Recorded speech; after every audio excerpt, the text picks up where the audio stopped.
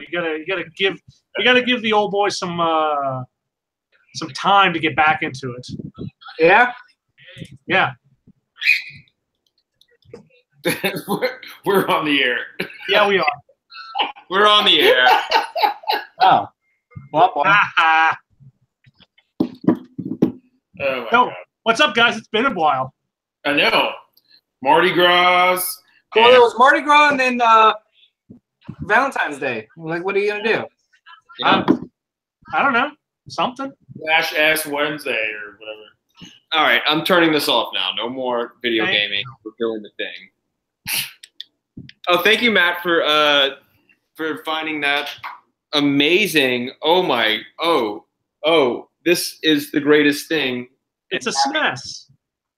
I was very happy I could help you find that. Thank you so much for helping me out on this. You're welcome. Now, in thanks, please say Yamcha's the best. Oh, don't make him lie. So. Come on, Josh. No, I'm not. I'm not saying that because everyone knows Vegeta's the best. Vegeta wishes he was the best. You mean Killmonger? Because he looks just like Vegeta. True. I love that picture. Hey, did you guys see the image floating around of Frieza being really gay for Yamcha? Sure did. Makes me happy. I bet. I don't understand this at all. Okay. All right. Moving on. I don't know. Plus, I haven't eaten in a few days. I'm fasting right now, so not for religious, but for superhero reasons. Superhero reasons. Yeah, it gives you superpowers. No, it doesn't. It just makes you weak like a kitten. No, I'm not weak like a kitten. I'm powerful. Makes None you of that is true. like Proteus. Hey, Chris, you should send me the YouTube link instead of being a butt. Nah. He is wearing Vegeta's vest. Vegeta wouldn't fast. That's fantastic. That's lovely. He's a more accurate Vegeta. It's incredible how Vegeta. What I learned this week is that Michael B. Jordan is a gigantic weeb. Yes, Yeah. I love that we found that out today. Like he did it on purpose. Oh, really? Like you go through his old tweets about how much he loves Naruto. Yeah. Oh, that's cute. It turns out that the B in Michael B. Jordan stands for Boruto. I saw that today. That's good. I wish I knew that. Sorry. Where we are now in life. Yeah. What's up, Perkins? Oh, we got someone in chat already who seems to be a fan of Black Panther. That's like the big comic book news right off the bat, right? I haven't seen it yet. So Black Panther. Oh, earmuffs, bitch. It's amazing. Decimating all records. I'm very happy about So that. how does DC answer this? It doesn't. Black Panther. Was the answer to Wonder Woman. Wait, hold on. Josh, in Black Panther in 4 days has outsold the entire domestic gross to date of Justice League. Oh no, I'm a big. No, I mean, and I like Justice League, so it's not a knock against the quality, but it's essentially a knock against how many people have embraced DC versus Marvel's take on things. Yeah. Well, and also like the necessity of this movie to come out. I went the show. I went opening night, first showing at Elmwood, and the crowd was. I don't think I've seen something comparable as far as size, and the news was out there. Yeah, and everything. There was a line to get into the sold out shows. It was crazy. Like legit. We went so. To set the stage for us, our anecdotal evidence in Tallahassee was we have had this theater that anytime the AMC sold out, we would go to it. It was like the non-AMC, I don't want to say indie theater. It wasn't quite the Britannia, but it was like the Grand Theater in New Orleans. It was a major chain, but for some reason, no one ever went there. Like we're talking for every major movie of 2017, Last Jedi, Thor, Justice League, all those movies, it would be at maybe 20 to 30% capacity on opening night. We went, and I got nervous because of Black Panther, so I went earlier that day to buy the tickets. and I bought the last pair of tickets. Yeah. It's all their showings sold out on opening night at a theater where no other movie since we've moved here has come remotely close to that.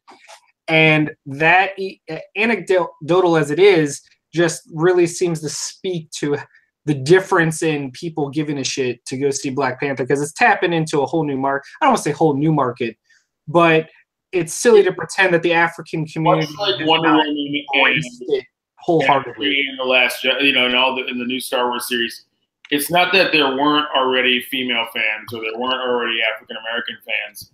It's that they're finally the lead, and they can see themselves in the character. Yeah, and that means they go now. Exactly. First day.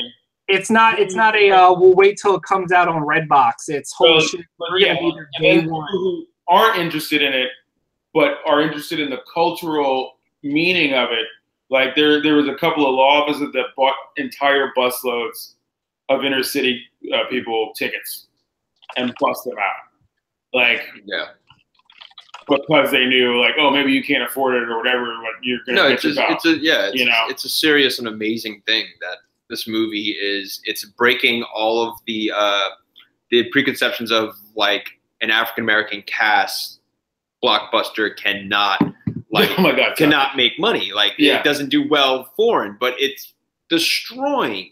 It's doing a great job. Well, I mean, we already knew though that I think like the thing is about what I find interesting about all of Marvel's successes is that to me they're obvious. Yeah. And they're calculated and they're not even risks. Like to me, putting out a movie, what was that, 5 years ago when Guardians came out? Putting out a movie in like 2012 with a talking raccoon and a giant tree was a done deal. That's so obvious that that's going to do well. And it's in space, and I already know James Gunn. So I already know this is the exact thing that needs to come out. Yeah. And everybody else was talking about how much of a big risk it was because they didn't know nobody knows the characters. But nobody give a fuck about Iron Man. Yeah. Hulk was the biggest Marvel property that Marvel still owned. Isn't that sad? Because that's entirely true. And hey, look who it is, everybody. Hey, Saki. Everybody's favorite Sock. It's Saki. It's me. No, it doesn't have a theme song. Hey, Saki, what's your favorite thing about Josh? His hair. What's your favorite thing about Chris? His dog. That's fine. That dog's about Doug. Oh, wow. Saki, why? That was so unnecessarily savage. Damn. Saki Savage? I'm sorry. Is it because Doug is the only person not white? Okay, come on. Hashtag racist Saki. I'm sorry. We've learned a new side of Saki tonight, and I just don't feel comfortable with it. Were you the one sending those messages a year ago? Anyway. Oh, yeah. Oh, yeah. So Black Jesus. Wow. All right. Did we all just freeze for a second, or was that just me? Just you. Oh, cool. Anyway, okay, we're back. Keep going. Well, so yeah, Black Panther's great. Wow, that's it? That's it. Yeah. That's all we get from Chris. So we're Friday or Saturday. I've not decided yet. Yeah, I'm gonna go again eventually. I think I'm gonna do tomorrow night. I think Kate and I are gonna go check it out. Oh, is that your first time seeing it? Yeah, I haven't seen it yet, so yeah. Slacker. Whatever. So what else has happened in like the last 2 weeks since we've been gone? Well, I mean, in the comic news, Chris, what has happened? I mean, we have our first trailer for Deadpool and Cable, which is amazing. The Incredibles 2. It's true. I guess we have that for Incredibles 2. I haven't seen that yet. Oh, more like the Incredibles are still incredible. Am I right? The Olympics, guys, the Winter Olympics. Shut up. The Winter Olympics. Don't you mean the Bachelor Winter Games?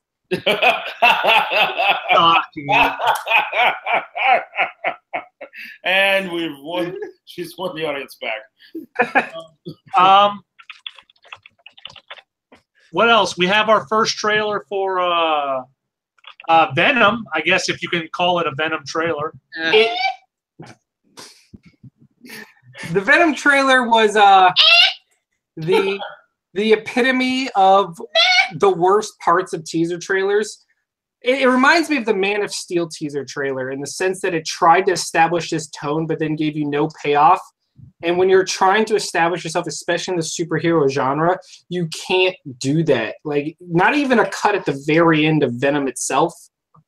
It was just, if they didn't flash cut the word Venom at the end, you would have no idea what the movie was It didn't even do that. It did, yeah, it was like it was a V. Yeah, you would. We were in the theater when they played it, and if I hadn't known ahead of time, like there was so many people confused because you had to read the URL at the bottom that said like VenomMovie.com to even know that the V stood for Venom. It could have been a really edgy remake of V for Vendetta. I don't know. That's true, right? And I kind of get the notion of, you know, holding off on revealing Venom, but you had to give them something. Well, they don't have anything yet. Yeah, that's the problem. Like, don't release. I thought it was the 5th movie of some franchise they know already, but you don't some know horror what movie, it was. you know. And but yeah, like they've only been shooting for like 3 weeks. They definitely don't have any CG done. Yeah, so they had a couple of practical, you know, nice looking effects, and Tom Hardy walking around and having said something. Yeah. And then shaking his head real fast. Yeah, just a lot of like convulsion and the convulsion should have ended in at least a quarter of a second of Venom. Yeah, something. It just looked like Bane grew hair. That's the other problem of having Tom Hardy doing his weird ass American accent. Yeah, all of his other weird voices, and I wish they just, I don't know. Why Tom Hardy, right? Well, I mean, he's okay casting, but it's like, I don't know. I'd rather him as fucking Craven or something. I just. It kind of blows my mind that we've never gotten Craven in any format. I really thought he would make a perfect. I really think if they make a Spider-Man Homecoming 2 or whatever they Craven's Last Hunt should be a movie with a high school. It should be Craven the Hunter or Mysterio. One of those two. One of those two. I really think you can get a really solid movie with Tom Holland being hunted. Neil Patrick Harris as Mysterio. I'd be down. What? No, really? Like, yeah. That would be great. great. See him as the magician in American Horror Story? Terrifying. What else happened? We have our first. We have the news that Marvel will relaunch again. Hooray! Back to #1 for everything. Why? Because they can't go 6 months without realizing that they are losing, that they don't know how to run their comics branch, and so they keep rebooting it. It is just exhausting. And here's the real question: is how badly did Secret Empire fuck them? Right. I don't know that we're going to know the implications of how badly Secret Empire affected Marvel for years. Yeah. Because everyone's like, oh, Marvel sucks because makes me think cuts or whatever. But really, like, everyone left by Secret Empire. I think it was building, though. I think everybody was tired of the events, but they couldn't help buying them. And that level of frustration of that you won't stop doing this thing because I keep buying them, but really please stop. Give me a break. Just do regular comics for a while. And then they wouldn't, and then they made Captain America Hitler. It was just like the last fucking straw. It did not help because not only did they keep doing like so many events a year, but they stopped being good events. Yeah, and that was the problem. We started comics during these major Marvel events like Civil War and Secret Invasion, and even things like Avengers vs. XMen were solid. But then they started doing too many events, and they just were not any good. Well, It's not gonna be good. Yeah, but Marvel did this in the 90s too. They had tons of events. Yeah, but the thing happened. was, those were isolated. They'd be excellent. Yeah, they Yeah. weren't company-wide events. Yeah, like there'd be a line-wide event, and they still did that well. Spider-Verse was amazing. Yeah, And just reading all the Spider books. But that's what I think they should have gone back to for a while. Just let at least the universe of the Spider-Man line and the X-Men line and the Avengers stuff breathe apart from one another for a while. Is it too much synergy? I don't think it's enough synergy, frankly.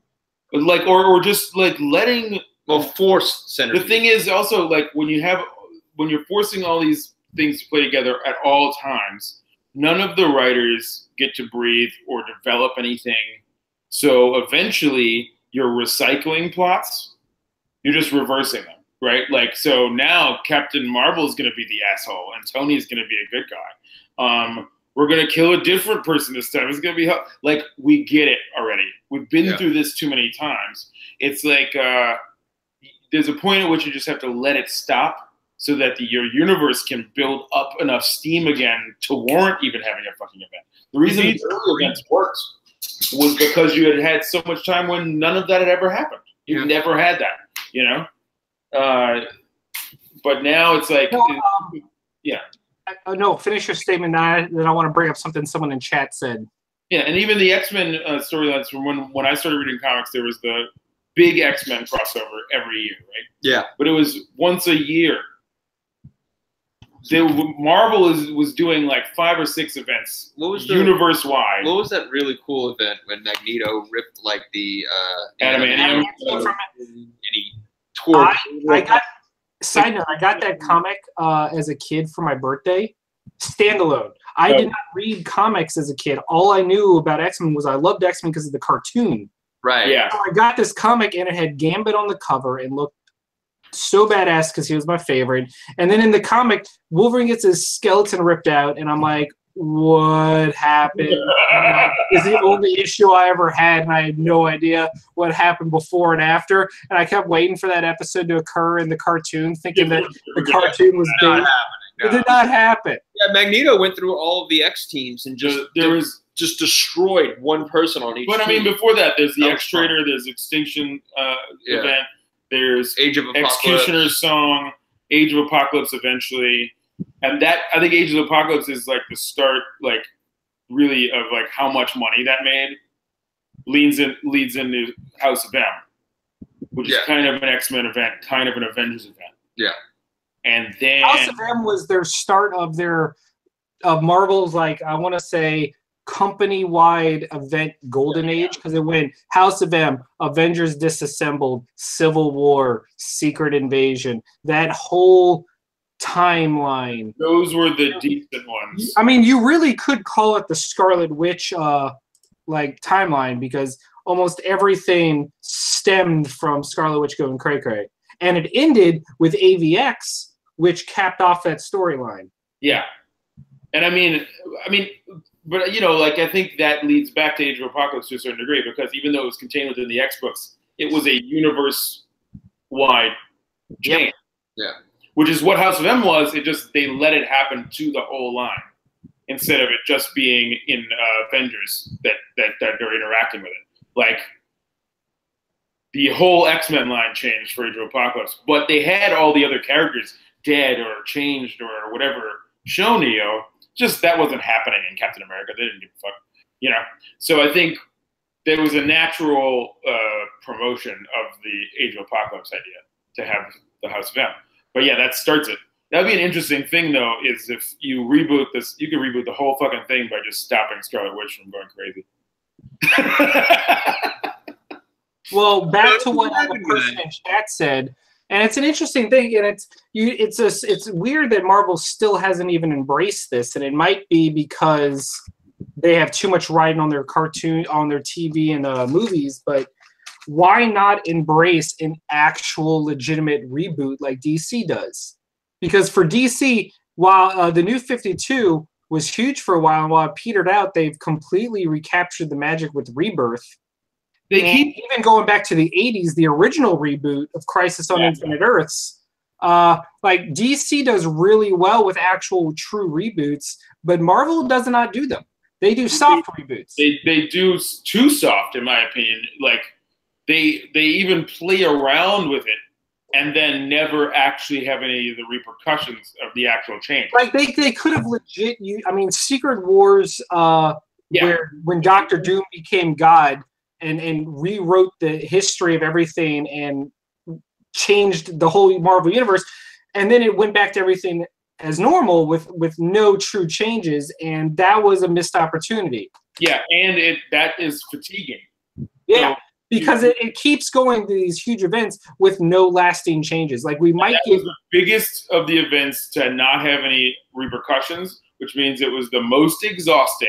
And then you made Captain America a Nazi. Like we of course all know he's gonna not be a Nazi at the end. We get it, but at the same time, fuck you forever. I'm done. I'm gonna go over here and read Batman. Like. Meanwhile, in the movies, the opposite has been occurring. You know? Yeah, it's like the cinematic universe is doing a fantastic job. But that's my thing is that was an opportunity to reboot the universe. So is the Secret Empire thing, because the Cosmic Cube did this, and if it undid it, it could undo it all the way back to the beginning, and we could start this fucking thing over again. And remake the universe the way, like if she puts it back the way it's supposed to be, she can put it back a little wrong, and wrong being a little bit better than it was, you know? The New 52 of Marvel, but they didn't do that either. They keep fucking around with it. I think DC's been fucking around with it too, though, because like the first time they did Final Crisis, that should have ended the entire DC universe and started it over. Instead, we had like 5 more things, and then New 52 happened. You know, there's just a lot of ifing. Chris has a hammer. I'm just confused why Chris never has anything to say. Well, I'm letting you guys talk yourselves out. Nah, bro, jump in. I'm confused why he never had power tools on the show, and then I look up and he's finally got a hammer. He's got a hammer. Yeah. So I'm very happy. I'm thinking the main thing about reboots are hard because on the one hand, they're very risky because comics are as niche as anything. They're on a razor thread. You know, the best books sell 100,000 copies. Yeah. And if you start completely fresh, there's no guarantee that you'll do anything other than lose the few people you have left. Well, it's so risky. Like I don't blame. You know, the New 52 was a complete outlier in that it worked. I mean, you know, it's been what 5-6 years now since the New 52 started, and we're kind of looping back to how it was pre New 52. Yeah, but it was really ballsy at the time to just wipe the slate clean and do everything. But it's also not as much of a risk for DC to do a reboot because they've successfully done it so many times that it's an easy sell in company, right? Like you go, we're going to do it again. And they're like, okay, Marvel's never done it. It's really hard to do that first one, I think. Yeah. And it's especially now where, you know, Marvel comes under fire every day. And, you know, every book that was nominated for a GLAAD award was canceled. Everything, they can't stop putting their feet in their mouths. Yeah. So but the other thing is, yeah, I would also argue they did try with the Ultimate Universe, and the Ultimate Universe was a complete fresh take on the Marvel Universe, and it was let down by the creators. The creators got fucking insane and and ruined it. Everyone except for Spider-Man was ruined by the end of the Ultimate Universe. Yeah. Miles. Well, here's the other thing, though. It goes back to Secret Wars. If Marvel didn't want to commit to a true reboot, they could have used Secret Wars to reboot very specific things that they wanted to try with, but they didn't try anything.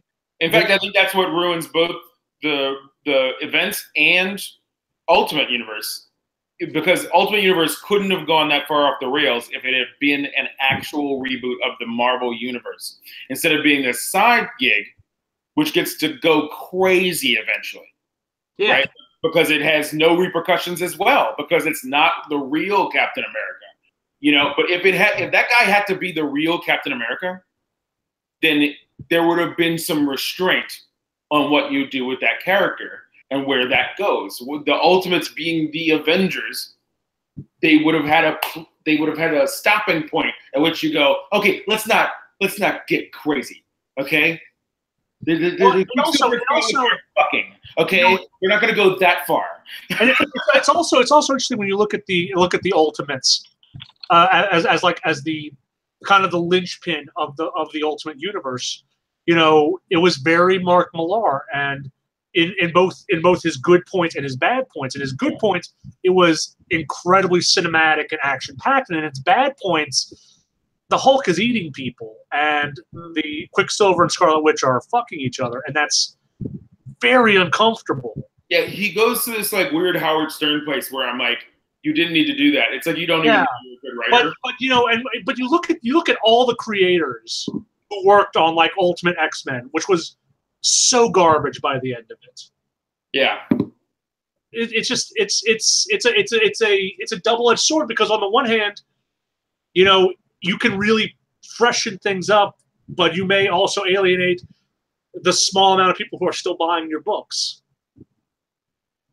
I don't know. I feel like, let's be real. The comics are nothing. They're a pittance in the Marvel in the Marvel hierarchy. Every comic ever written is not worth the gross of one Marvel cinematic feature. Even Ant-Man, like it doesn't compare. Yeah. So I don't know. It's a hard call. I think if you were going to reboot it, I think the thing to do is what the movies have shown you can do, and that is if you're going to have Black Panther, you do what they were doing with Black Panther, or just hand it over to African American writers. You give, you let them create the character again. You get me? Like, rebooting that character, now you get let's let an African American writer make Black Panther up. Well, we got that. We got Coates is still working on it. Imagine that was an actual reboot. That was actually Black Panther #1. Oh, yeah. First appearance of the new Ultimate Black Panther or whatever. It would have more weight to it. It would seem less. It wouldn't be retroactive. You know, it would be this is the character from scratch. You know, same thing with anybody else. I keep thinking about how I would rewrite Gambit as an accurate New Orleanian. I've cut a whole thing, and I can't do it. But I would be great at it. Well, yeah. But we'll find out in May when everything gets relaunched, and they're doing the smart thing, or the books will be dual numbered. So Avengers will be Avengers #1/600 and. Okay, that makes me feel a little better. That is a little bit better, because I hate the throwing out of the numbers over and fucking over again. Yeah, because they keep especially for someone like me who keeps track of everything that I own and like file them, and it gets really weird when it goes from number 676 to #1 to number 22 to back to 690 something. It's like another thing that fatigues the readership, and they've been sacrificing long-term readers for new readers over and over and over again. They've been, basically fucking us to have that new #1 so some kid can walk in off the street. But you gotta, one of the best things about what made me a comic fan was getting a random Batman comic and it being 498. And realizing there's a history to this character I'm picking up on the middle of. And it goes back really far. How good must this character be to still be around? Like the implications of all that. And then having 498 through 540 meant something. I got this whole section of a character's history in a possibly thousands of issue span, and you don't have that anymore. Everything's new. It's just like everything right now. There's no history. We can blame it on the millennials and our avocado toast. It is our fault. delicious. I blame it on old men like Perlmutter selling to millennials and taking history away. Repeatedly. That's true. Yep. We should blame Ike Perlmutter for everything. I do. He's a garbage man. I also blame toy industry because they just seem to be made of pure evil. They are. They are. Factual. Brackets. But if there's brackets? Yeah. Yeah, I made brackets for the thing we talked about that randomized all the movies. Oh, that's why you needed the ruler and the hammer. He's been building these brackets. I was doing it by hand. Why that's making me laugh. So Matt, what happened in video games? What happened? What happened, Matt? So what happened was What happened? so the NPD numbers have come out a day early. Oh, excellent. So for once we get to go over them as they're nice and fresh instead of a week later. Okay. So this is hot off the presses. January was massive for everybody. All three companies saw insane sales compared to last year's January. 40% sales across the board. This Okay. is good. With Switch selling the most units, but PlayStation making the most money. But what's crazy is there's apparently only a 3% gap between all three systems. Like, that's how close January was. 3% separated all of them. So not only is that big news, but the fact that Japan once again dominates January with Monster Hunter World selling friggin' gangbusters, followed by Dragon Ball FighterZ selling equal gangbusters. Both of them outselling Call of Duty. Let that sink in. No, that's a good thing. It is a very good thing. It's a very good thing. Call of Duty needs to go. But it is no easy feat to outsell Call of Duty, PUBG, Grand Theft Auto, and NBA 2K18, especially as more niche Japanese titles. So it's impressive. And Ni no Kuni 2 is coming out. Oh God, give it to me now. Didn't it get delayed till later in the year? Just till later in March, Okay. because it was initially November, then it was January, now it's March, and I'm okay with that. What else are you playing in March, Chris? I playing Far Cry, I believe. Isn't that later this month? Nope. Far Cry. Oh yeah, no. Ni no Kuni comes out before Far Cry, so boom. Well, I'm playing Far Cry first because that's going to be the one I'm going to beat faster. No, it's not. Yes, it is. No, it's I Have you ever guarantee you, Ni no Kuni's going to take at least 30 hours. Yeah, that doesn't sound right. No, it's going to be done in less than 30 hours. These brackets are going to get rough. Sounds Okay. They're going to get rough. Oh, yeah, you looking at the brackets too? Yeah. Wait, did you send me the brackets? Yeah. Yo, dog. these brackets? Let me look at these brackets. Anyway, moving on. What do you think the... Hold on, where'd it go? I lost it. Whatever. Did you know I didn't get that Blizzard loves making remakes now? No. What? Well, remember how we got StarCraft remastered? Yes.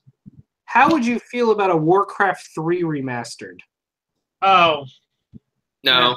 Whoa. First of all, get the fuck out of here.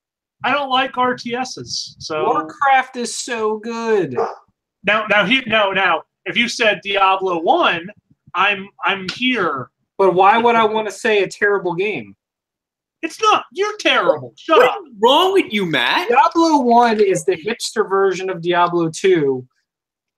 What does that mean? It means only hipsters claim they like Diablo 1 over Diablo 2. I do. Diablo 2 is really good, but Diablo 1 remastered would be also very good. StarCraft 1. Anyway, tell me about Warcraft 3 in this remake. Oh, we don't know anything yet. It's all rumor. We just know that a Warcraft 3 related announcement is coming soon, and the smart money is on that being, No, they're gonna bring it to the esports thing. Oh, I'd be all right with that.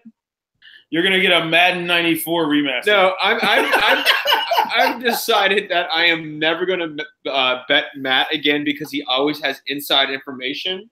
I did not have inside information about Metroid Prime. You do, because let's talk about the Metroid thing. Let's talk about the Metroid thing. Just saying. I have been clamoring that the Metroid would be shown for every year. I was just with the Switch on the way. I was just more confident. Not discuss on our podcast on why you might have inside information about Metroid. I'm just saying, I think you have inside information about this Metroid, and you're not sharing it with anybody because I understand why and I respect that. But I don't do not make a bet. You do not make a bet if you have inside information. That's how people go to jail. I did not. You did. Bullshit, I did not. I did not. I did not. Josh. My mark. Everything about you is the worst. Who? You. Hey, Chris. Yo, what up? Did you read comics? I read only a couple this week. I didn't have a chance to finish out. Well, I just want to mention something notable. I actually haven't read it yet because I always wait for the trades, but I bought the single issue because it's an important one. It is the very final issue of Invincible. Image's original indie book by the creator of Walking Dead that launched alongside Walking Dead. And it is issue 144 and is the final issue. Wow, I can't believe Invincible was still going on. Invincible is such a quiet little book. Yeah, but it was always doing such gangbuster numbers. Like not Walking Dead numbers, but Solid, it was respectable numbers. Yeah. Also there was a new Sex Criminals. Yep. Like always. That's pretty much all I care about. Oh, except Chris, did you read this? No, I have it on my iPad. I haven't read it yet. And also make sure you read the letters column of this issue of Sex Criminals was very powerful. I like the book rundown now. Make sure you read this. Read this. Yeah. Read this. That's nice. Yeah. And Tom King is starting a new Poison and Ivy centric arc in Batman. That is the first one I read today. The I Love Ivy. It's great. Also, I just really love this cover. I just want to talk more so the cover can be popped up. It's great. There's a beautiful page of Ivy in that book. Is it this one? Nope. Is it Is this it the one where she's on her throne? Yeah, the art's still on. Really good. No, it's just her. This one? Yes. I think that's very pretty. I do like the one where she's on the throne, though. Where I is do it? too. This one. It's a 2-page spread. There's a lot of really great art. I was about halfway through today reading The Brave and the Bold, Batman and Wonder Woman. Okay. That was last week. No. Who's the brave and who's the bold? What?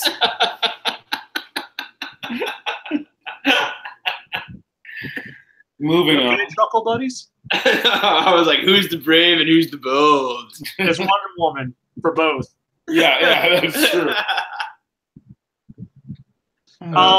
Yeah, no, I And then haven't had a chance to finish all my books yet, but that's what I'm going to do after this. Oh my god, I need a burrito.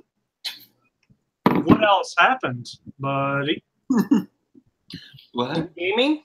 Not much, buddy. Hey, you want to go continue on the list of TV series? You know it. All right. So, as some of you may recall, we talked about this IGN top 100 animated series list. Which we also need to Where are we at? remind people that this was made in 2009. Yeah. And what number did we end up on? We've ended at 80. We've done 100 to 80. Okay. 2009, before the world became strange. So I'm gonna do 20 this week. 20.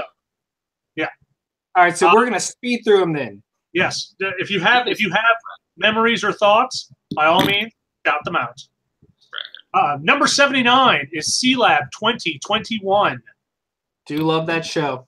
That was the anchor of Adult Swim for a long time, And it really should have ended when Captain Murphy died. That and Aqua Teen. Yeah. Number 78, Dragon Ball Z. What?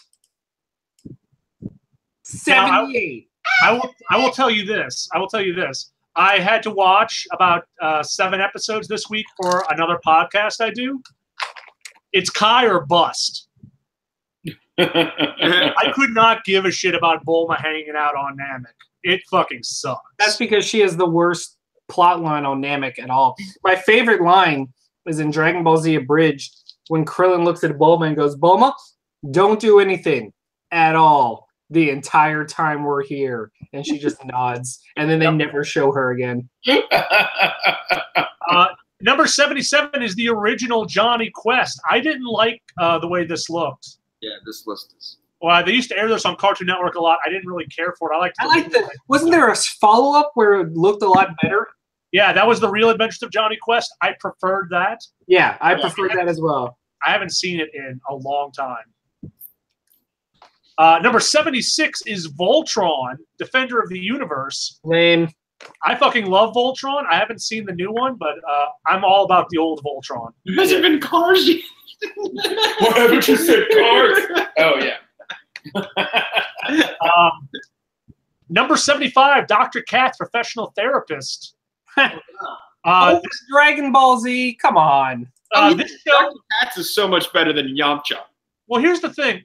Dr. Katz was on at a time where I didn't understand what was going on, and I was like, oh, this cartoon sucks. Because it's not very interesting to a kid. It was in squiggly vision, just like Home Movies was. Yeah. But when you look at the people who were actually to be on there, it's incredible. Number 74 is Underdog. I only saw Underdog on like Boomerang, so I don't know anything about it. I did like the movie though. I remember Underdog. Yeah. It was Dr. Katz movie. He just reminded me of. Oh no, Underdog. Oh yeah, Underdog. Super Underdog movie. Yeah. They had Peter Dinklage in it, and it was pretty fun. What? Yeah. Number 73, Mobile Suit Gundam Wing, the most important anime to hit America, I think. That and Dragon Ball. Because you have to remember, both of those debuted at the same time on Toonami and kickstarted their midnight run, which was the first time you could watch unedited and uncensored anime in America. Yeah. I remember staying up late just to watch it at a time and an age when I was not allowed to stay up at midnight to watch cartoons. I would wake up after my parents went to bed, sneak out and watch them. And just set up the VCR to record. That's what I did.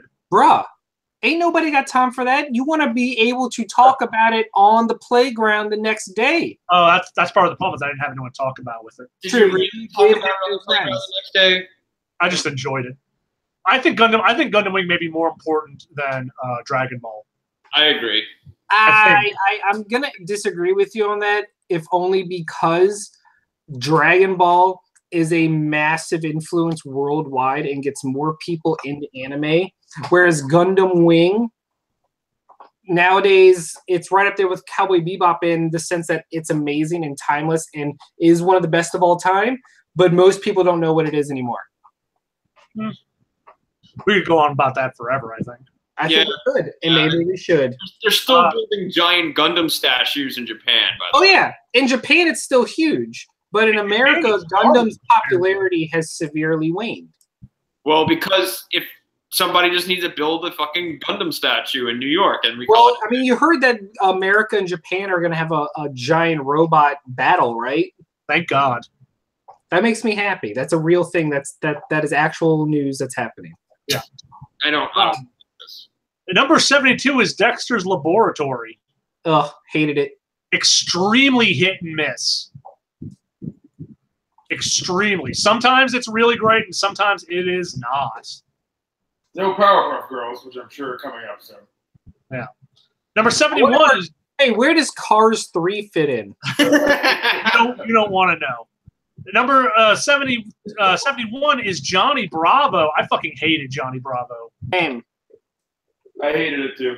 Yeah. Here's the thing: that whole era of Cartoon Network cartoons, I did not like. I didn't either. But you had literally no other choices. Nope. Number 70 is Pokemon. What? I'm sorry, Chris. What is it? Pokemon. Chris, you know you have to jump into the theme song at that point, right? Gotta catch them all. Here's the thing. I only watched the first series, up to Ash went to the first tournament that he lost because he loses everything. Yeah. After that point, I was like, I can't. This bitch loses everything. I can't stand behind this. Yeah. It was just sad. It was. I hated it. Number 69. Nice. Is Mighty Mouse. I don't think I've ever seen a Mighty Mouse short. I have, but I used to get him confused with the mouse from the Cheetos ripoff in New Orleans. Chewies. Yeah, Chewies. Yeah. Their mascot. I got them confused. Number 68 is Popeye, the Sailor Man. I'm thinking there's no dinosaur saucers on here yet, or not yet, but You're not in an era. but take a breath, my friend, because it may be coming. That's tough, my friend.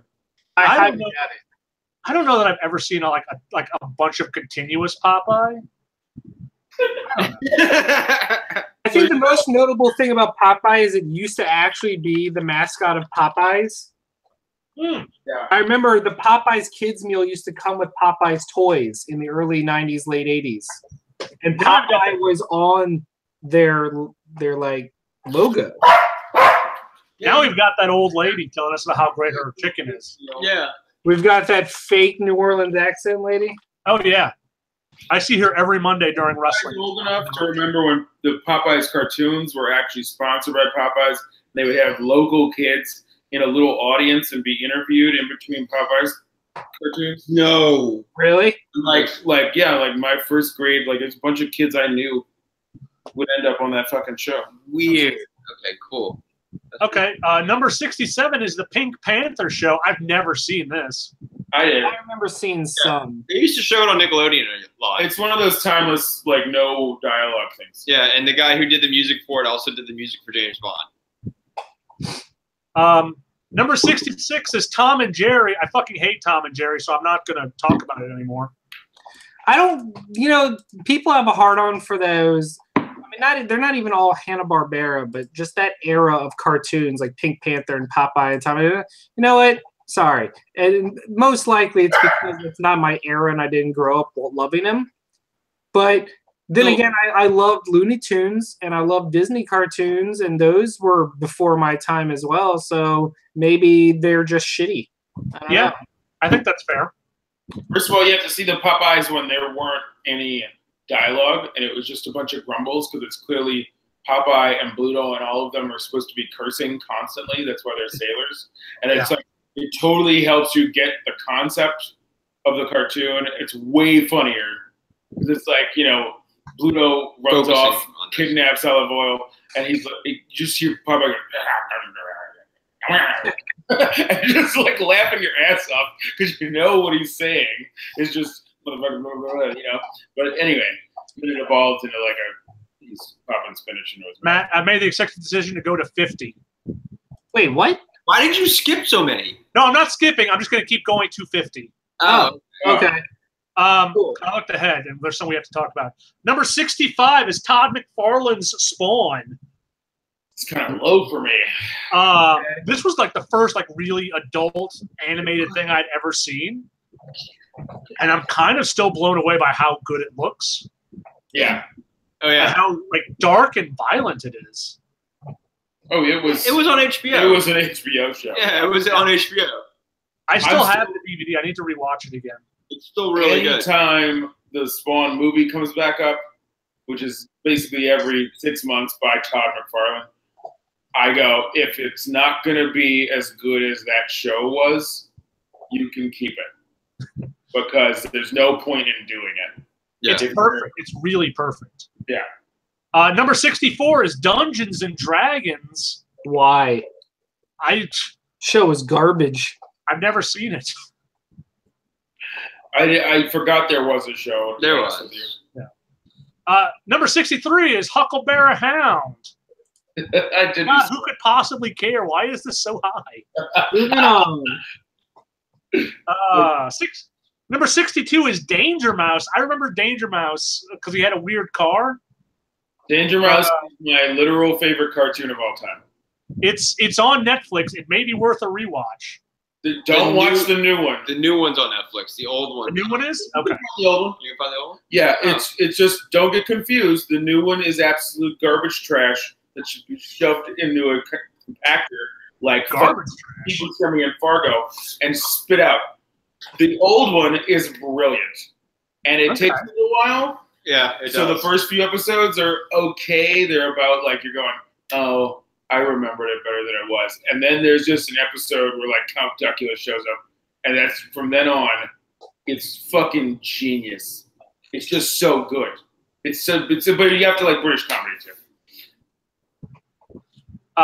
Number 61 is Count Duckula.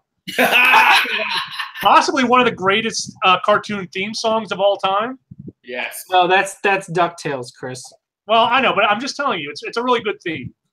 But it's in the same vein as Danger Mouse with those weird British cartoons. Danger Mouse. This is mighty low, Matt. Number 60, Chip and Dale's Rescue Rangers. Woo! Wait, what? Chip and Dale? Rescue Rangers? When there's danger. You guys would address as Chip When and there's Dale danger? and Monterey Jack. That's all I want Yeah.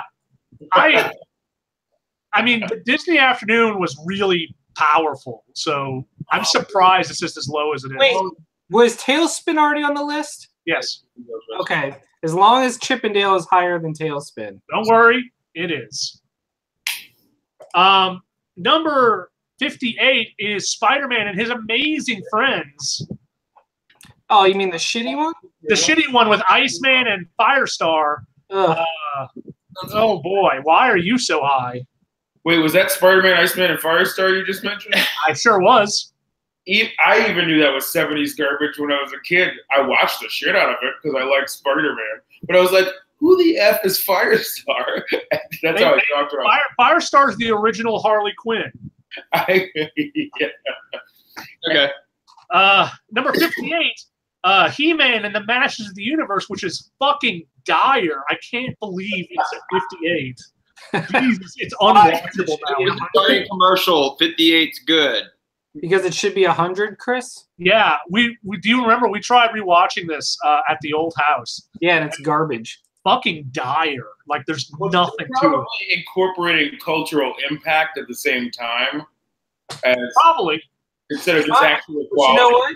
When we're making a list about the best things, I don't care about, blah, blah, blah impact. When I'm making a list of the top my top 100 games, I don't give a shit that Pong was the first. Oh no, I agree with you. Pong On is how the to make number a one list. game. Right? No, that's Tetris, Josh. Get it right. Number 57 is Invader Zim. That's low to me. That show is still like Invader Zim is a big blind spot for me. I haven't seen it.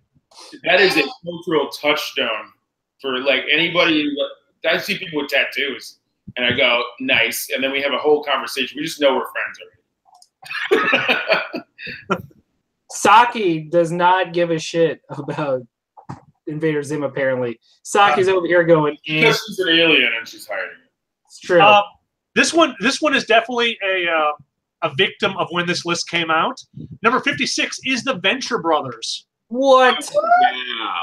No. But remember, this was 2009, so what, like 3 seasons had come out? No, because back then, Venture Brothers actually, the first 4 seasons aired at normal time. Right. Yeah. Well, I don't know. I think if we had gotten everything that's come after, this would be much higher because this is an amazing It show. should be much higher no matter what. Top 20 of all time. Here's the thing about the Venture Brothers. I'll look forward to finishing it in the retirement community. Yeah. Number 55 is Teenage Mutant Ninja Turtles. Heroes in the Half Shell, Turtle Power. I've not rewatched. Wait, that's not the theme song I know, Chris. Oh, is it Teenage Mutant Hero Turtles? No, it's Go Ninja, Go Ninja, Go. All right, well, that's enough of that. Yeah, I don't know. I don't know how to rate that cartoon. That cartoon was really important, but I think it's not good. So I don't know. Number 54 is Inspector Gadget. Inspector Gadget. I liked Inspector Gadget, but I think it doesn't hold up. Just a hunch. Just the hunch. Just Yeah, probably not. Number 53, a show I didn't like at the time and then grew to really love later, is Freakazoid. It's just like Absolutely love Freakazoid. and Animaniacs, where it's the first 3 or 4 seasons are perfect, and then the rest are garbage because the creator moved on. It's the same creator of all 3 shows, and when I just love Ed Asner on Freakazoid. He's so good. He I can't believe deadpans everything. I can't believe Ed Asner is he still alive? He is. I can't believe he's still alive. Wow. I can't. I legit can't. I'm shocked. I'm well, shocked. besides today, you did it, Chris. Yeah, Chris. Number 52 is Galaxy High. I'm sorry, it's what? What? Galaxy High. Oh yeah, it's everyone's favorite show, Galaxy High. It's more popular than the Venture Brothers. Fuck you. Wait. Galaxy High's on here and no Beverly Hills Teens? Listen. Well, hold on. We still got 50 more to go. Whoa. First of all, if there's no totally spies on this list, then what the fuck are we even doing with our lives? If Biker Mice from Mars is not number 5, they're wasting everybody's time. Yeah, I don't know about Galaxy High, man. Who cares? Number 51 is Death Note. Why? It's the Death Note above Dragon Ball is a crime against anime. I feel like the person that made this was so emo in high school.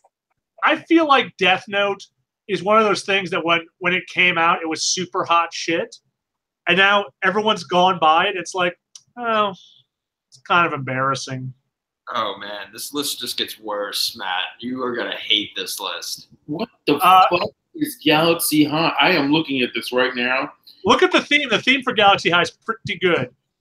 Number 50, the final one we're going to do tonight, is the Super Friends.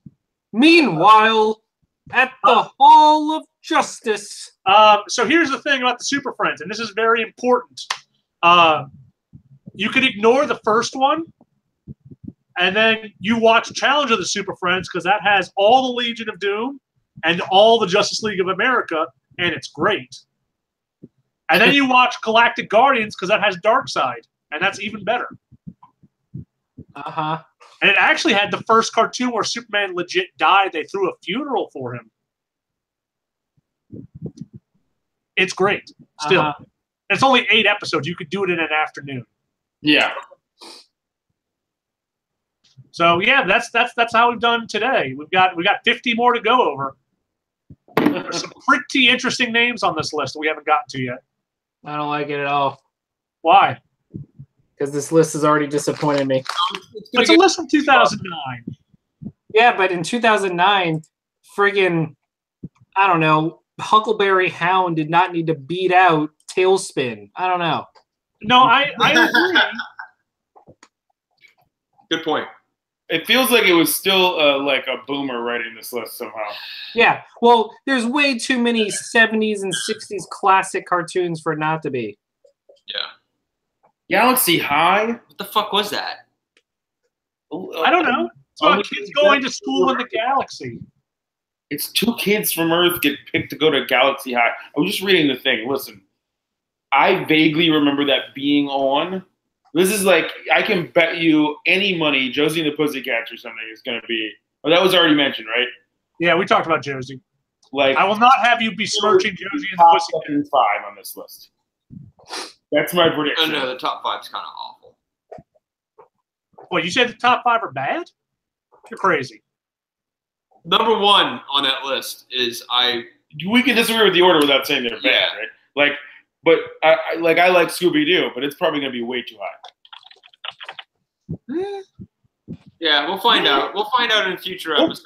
Yeah. We will find out. We're going through this list until I find the next IGN top 100 list to go through. Still, that top RPG list that IGN did.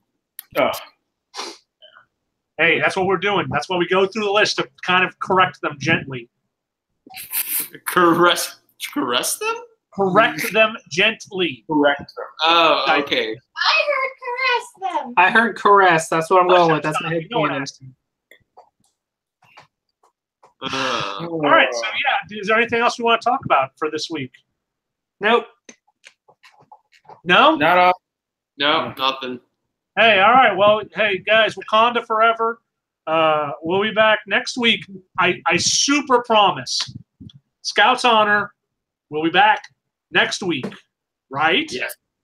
Yes. Yeah. Why wouldn't we be back next week? Yeah, Chris. What are you, I what don't are you know talking because, about? because like everyone else is like whatever. We're not doing it because of Valentine's or Mardi Gras. Romance is important. I feel really bad God. for Callie. Romance is dead.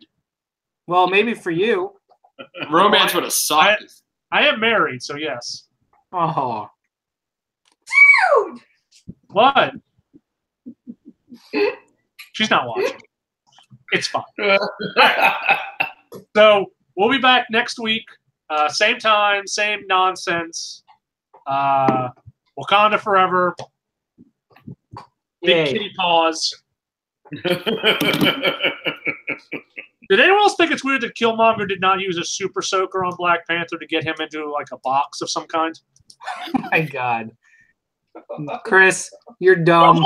A little Your new spritzy rap would name have is stopped that movie cold. I am using the restroom. I gotta piss. Chris's rap name is Big Kitty Paws. Paws.